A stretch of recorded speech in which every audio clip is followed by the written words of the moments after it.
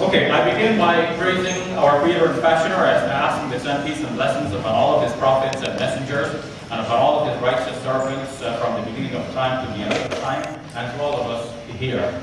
I greet you with the greetings of peace, and I thank the organizers, the IPCI, first of all, for bringing me into this country, making it possible for me to be here tonight.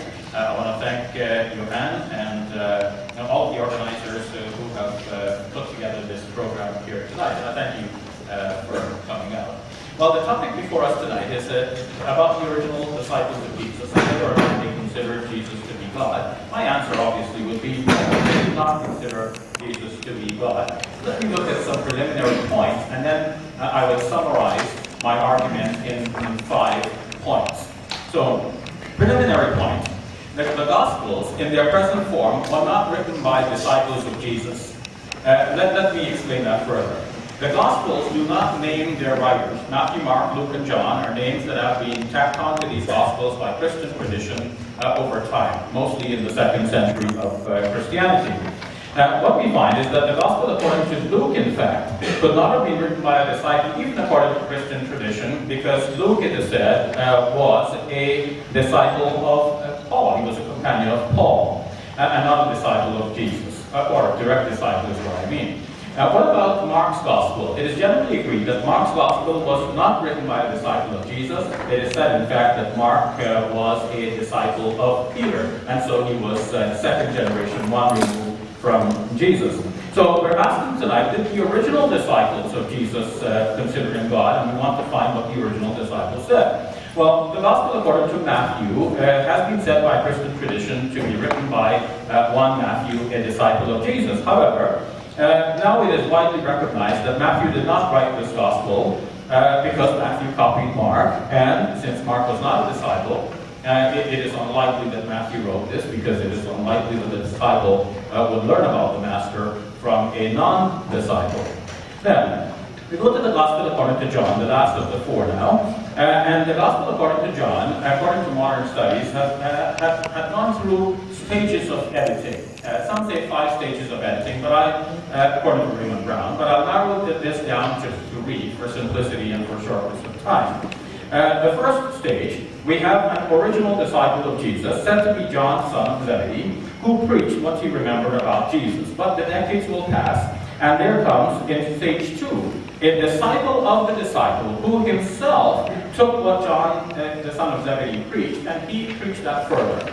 Now, you know how it is in church sermons or mosque khutbahs.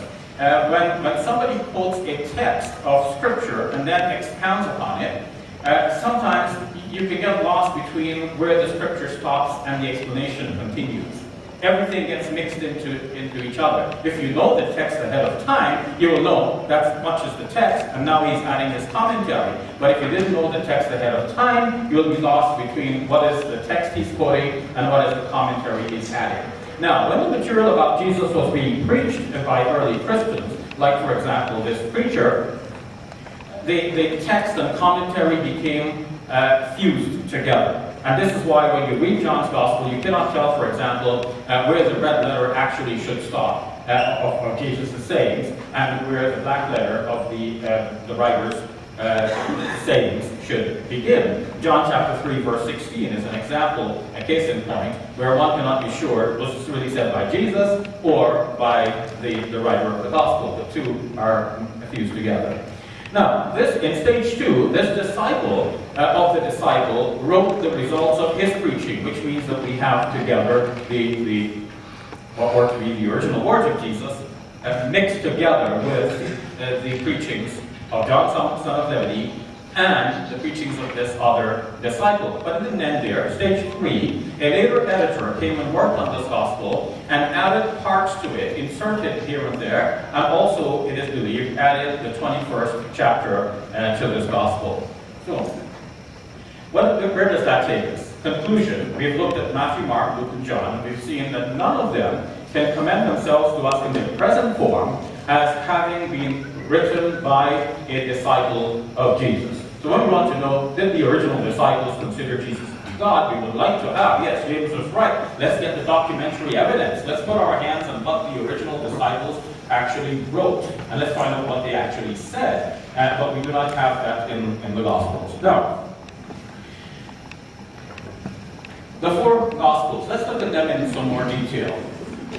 The order as they appear in the Bible today is Matthew, Mark, Luke, and John, as you all know. But scholars now believe that between Matthew and Mark, the order should have been the other way around, and that Mark is written first, and then Matthew and Luke, and finally John. So the order should look like something like this, the actual order in which these Gospels first appear in history. Mark first, and John last. Now, this is an important finding. And this finding leads to certain conclusions which conservative Christians will not be happy with.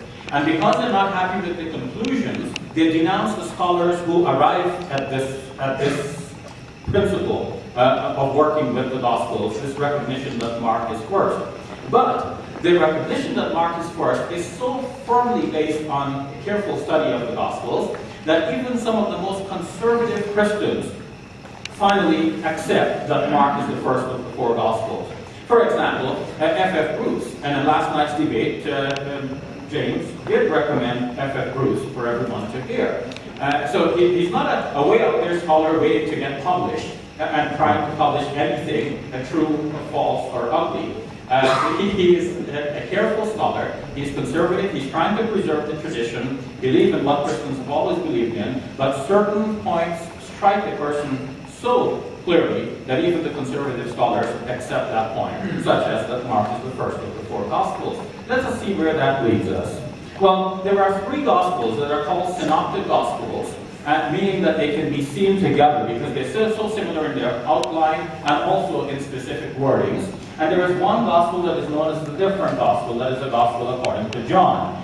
When these Gospels are compared, if you compare Mark, for example, and the Synoptic tradition altogether, Matthew, Mark, and Luke together, with John on the other hand, you will see that John has actually improved the image of Jesus over time.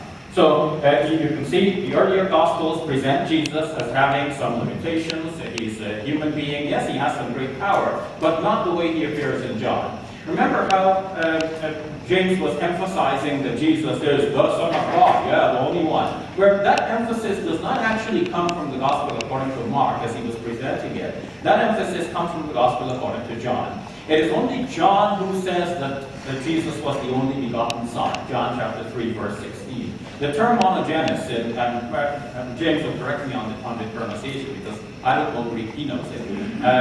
But the term monogenes is used with reference to Jesus, only begotten, only in the Gospel according to John and the letter of John, but not in the other Gospels. Now you imagine the situation. Jesus came and he preached and he left. Somebody's going to tell us the most important things about Jesus. They're not going to tell us everything. So Mark wrote a Gospel telling us the most important things. Matthew wrote, Luke wrote. Why didn't they tell us that Jesus is the monogenes Son of God, the only begotten Son of God? That would have been a very important thing for them to mention, do you not think? But they presented Jesus as the Son of God to be sure, but a son like many other sons. And yes, there are sons by the tongues in the Bible, and it is only John of the four Gospels that presents him as the monogenes, the only begotten Son. What else does John do with the tradition? John is the only one of the four Gospels that has somebody addressing Jesus as God. That's in John chapter 20, verse 28, when Thomas says, "My Lord and my God." John is the only one who has sayings like, "I and the Father are one. Whoever has seen me has seen the Father. I am the way, the truth, and the life. No man cometh unto the Father but by me. Whoever has seen me has seen the Father." Now, if these were actual sayings of Jesus, why would the other three Gospels miss them? Yes, James has picked on Jimmy Dunn twice in his presentation, but Jimmy Dunn is one of the most careful scholars I have studied. He is very religious in his orientation. You can see that, as opposed to some skeptical scholars who could not care less for belief in God or belief in Jesus or belief in Christianity. The man is obviously Christian. He writes with care and with respect for the Christian tradition. And at the same time, he says, call it scholarly skepticism if you like. But if these statements were made by Jesus, it's difficult to explain why the first three Gospels would have missed them and only John would have picked them up. The best explanation for this phenomenon is to say that John has actually improved the image of Jesus.